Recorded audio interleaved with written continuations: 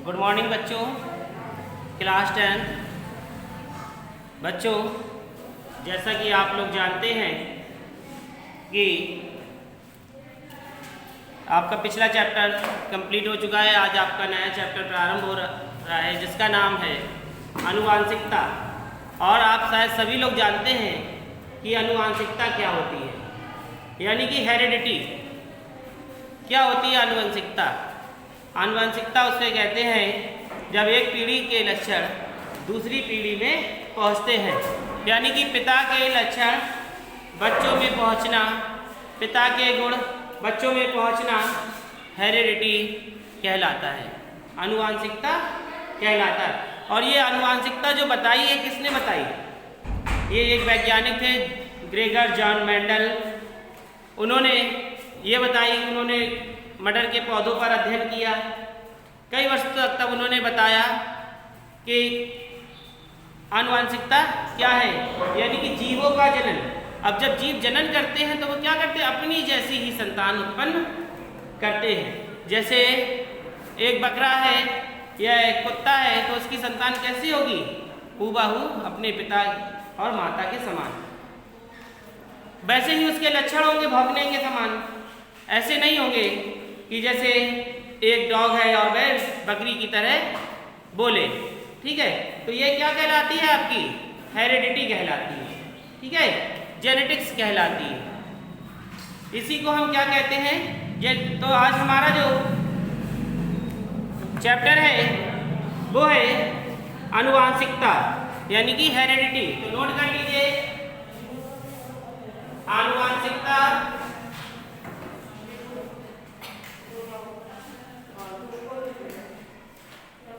आनुवंशिकता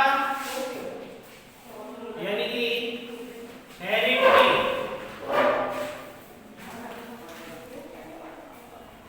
आनुवंशिकता हेरिडिटी,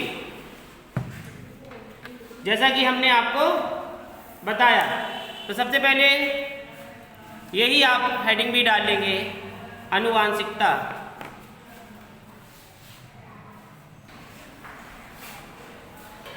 आप सभी लोग हेडिंग भी यही डाल देंगे, ये चैप्टर का नाम भी है और हेडिंग भी यही डालेंगे, आनुवंशिकता लिखेंगे इसमें। जैसा कि हमने आपको क्या बताया है कि जनन के द्वारा क्या होता है? जनन क्रिया करते हैं और फिर उसके द्वारा क्या होता है? उसके जैसी ही संतान उत्पन्न होती है, उसके ही गुण उसके अंदर विद्यमान रहते हैं। डीएनए के कारण, क्रोमोसोम्स के कारण कई ऐसी क्रियाएं होती है। तो यही क्या कहलाती है? आनुवंशिकता, जेनेटिक्स, हेरिडिटी, यही सब कहलाती है। तो लिखें, इस डेफिनेशन में लिखेंगे बेलक्षण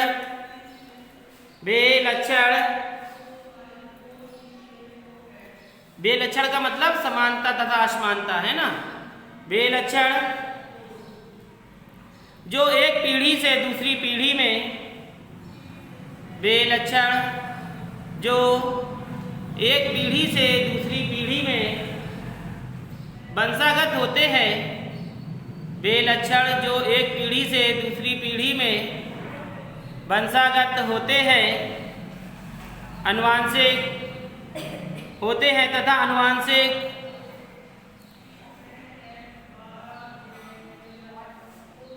लक्षण कहलाते हैं, होते हैं, वे आनुवंशिक लक्षण कहलाते हैं।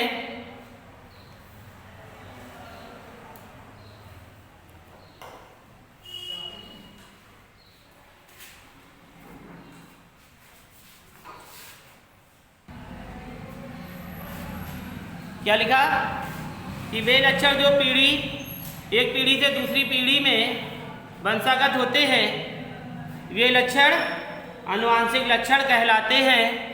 और ये लक्षण स्थानांतरित होने की प्रक्रिया को, लक्षणों के स्थानांतरित होने की प्रक्रिया को,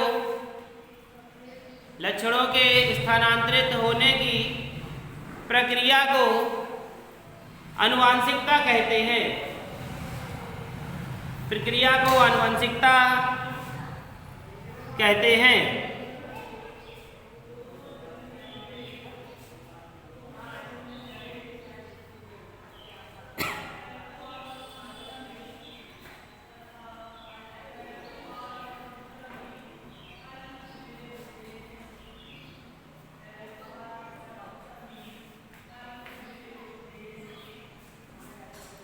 लिखेंगे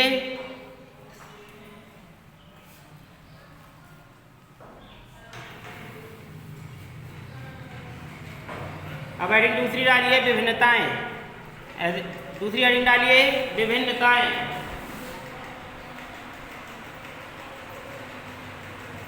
यानी कि विभिन्नताएं क्या हो जाती हैं? डिफरेंसेस या वेरिएशन। आप देखेंगे कि बहुत सारे आप माता पिता दो हैं और उनके जो संतानें हैं उनमें बहुत सारे अंतर हो गए, तो ये क्या कहलाती हैं? विभिन्नताएं कहलाती हैं।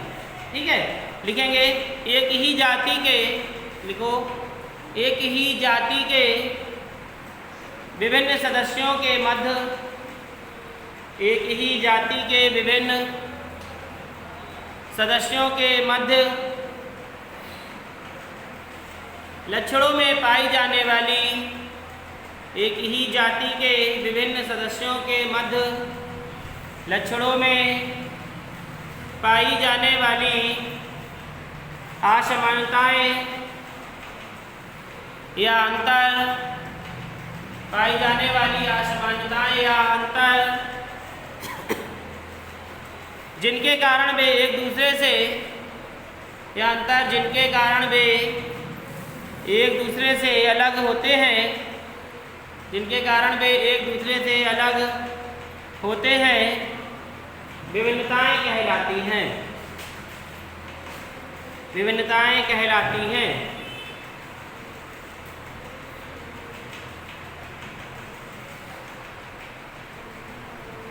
देखिए ऐसे लक्षण तो आपको एक समान दिखाई देंगे, है ना। जैसे माँ बाप कैसे हैं? गोरे, और बच्चा कैसा हो गया? काला। तो ये क्या है? उसमें विभिन्नता है। कभी कभी ये विभिन्नता, माँ बाप कैसे? बहुत शांत स्वभाव के, सीधे हैं। बच्चा कैसा? बहुत चंचल, बहुत तेज, झगड़ालू किस्म का है। तो कभी कभी ये जो प्रभाव हो जाते हैं ये वातावरण के आधार पर भी हो जाते हैं। ये विभिन्नताएं वातावरण के आधार पर भी उनमें उपस्थित हो जाती हैं। विभिन्नताएं कहलाती हैं। लिखेंगे फिर उसमें जीवों में लैंगिक जनन के कारण, जीवों में लैंगिक जनन के कारण विभिन्नताएं उत्पन्न होती हैं। जीवों में लैंगिककरण के कारण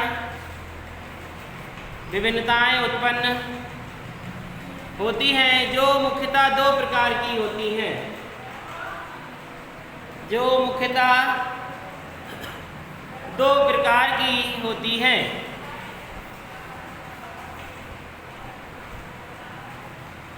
जो विभिन्नता उत्पन्न हो रही है मुख्यतः कितने प्रकार की हैं? दो प्रकार की हैं। नंबर एक कायिक विभिन्नताएं। नंबर एक डालेंगे कायिक विभिन्नताएं। कायिक विभिन्नताएं नंबर एक, हेडिंग डाल लें कायिक विभिन्नताएं।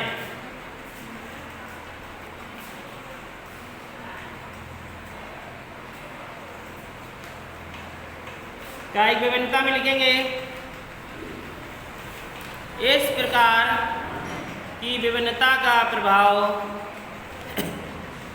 इस प्रकार की विभिन्नता का प्रभाव कायिक, इस प्रकार की विभिन्नता का प्रभाव कायिक या शारीरिक कोशिकाओं पर, कायिक या शारीरिक कोशिकाओं पर पड़ता है। इस प्रकार की विभिन्नता का प्रभाव कायिक या शारीरिक कोशिकाओं पर पड़ता है। ये विभिन्नताएं वंशागत नहीं होती। ये विभिन्नताएं वंशागत नहीं होती। ये जन्म के बाद दिखाई देती हैं। ये जन्म के बाद दिखाई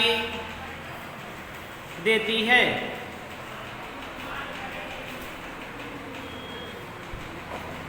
यह वातावरणीय कारकों से उत्पन्न होती हैं। यह वातावरणीय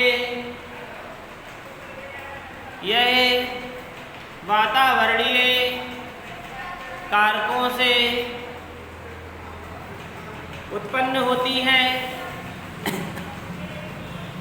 जैसे प्रकाश,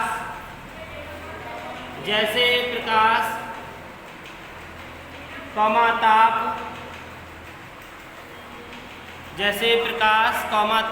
कौमा जल, कौमा वायु,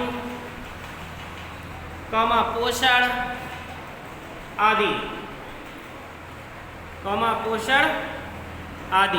अब देखो बच्चों, यहाँ पर जैसे बताया गया, जैसे प्रकाश। अब कोई ठंडे प्रदेश में रहने वाला व्यक्ति है और वह स्त्री गर्भावस्था में है, अब वह गर्म प्रदेश में पहुँच जाए तो उस पर किसका प्रभाव पड़ेगा? ताप का। यानी कि जो उसका वातावरण था वह पूरी तरीके से क्या हो चुका है? बदल चुका है। इसी प्रकार प्रकाश है, ताप है और जल। जहाँ पर शुष्क वायु थी, अब जल बहुत गिर रहा है, ठंडक प्रदान हो रही है, तो इससे भी जो संतान उत्पन्न होती है उसमें परिवर्तन आ जाते हैं। वायु और पोषण, उसे ठीक से पोषण प्राप्त नहीं हुआ तो बच्चे में मानसिक रूप से कमजोरी भी आ सकती है, शारीरिक रूप से कमजोरी भी आ सकती है। तो यही सारी विभिन्नताएं देखने को मिलती हैं। तो ये कैसी विभिन्नताएं हैं? कायिक विभिन्नताएं। ठीक है, दूसरी हेडिंग डालेंगे जननिक विभिन्नताएं। जननिक विभिन्नताएं, जननिक विभिन्नताएं।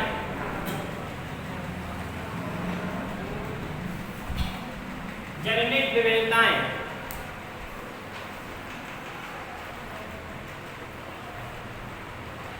हेडिंग लिख लेंगे सभी लोग, जननिक विभिन्नताएं। अब समझेंगे कि ये जननिक विभिन्नताएं क्या हैं। तो ये आनुवांशिक विभिन्नताएं हैं, लिखेंगे ये आनुवांशिक विभिन्नताएं हैं जो अधिकांशतया ये आनुवांशिक विभिन्नताएं हैं जो अधिकांशतः जनन कोशिकाओं में होती हैं। जो अधिकांशतः जनन कोशिकाओं में होती हैं, ये पूर्वजों में या तो पहले से उपस्थित होती हैं, ये पूर्वजों में या तो पहले से उपस्थित होती हैं या परिवर्तन के कारण विकसित होती हैं। या तो पहले से उपस्थित होती हैं या परिवर्तन के कारण विकसित होती हैं। तो समझ में आया बच्चों कि ये कैसी है? ये आनुवांशिक विभिन्नताएं हैं जो अधिकांशतः जनन कोशिकाओं में होती हैं और ये पूर्वजों से पहले या तो उपस्थित होती हैं या उत्परिवर्तन के कारण विकसित। ठीक है, नोट कर लिया आप सभी ने। इसके बाद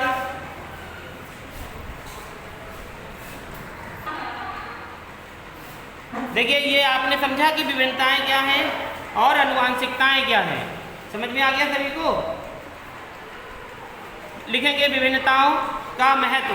हेडिंग डालो, विभिन्नताओं का महत्व। विभिन्नताओं का महत्व। विभिन्नताओं का महत्व हेडिंग लिखेंगे नंबर 1। विभिन्नताओं के महत्व में लिखेंगे नंबर 1, विभिन्नताओं के द्वारा प्रतिकूल परिस्थितियों में, विभिन्नताओं के द्वारा प्रतिकूल परिस्थितियों के प्रति, विभिन्नताओं के द्वारा प्रतिकूल परिस्थितियों के प्रति जीवों में अनुकूलताएं,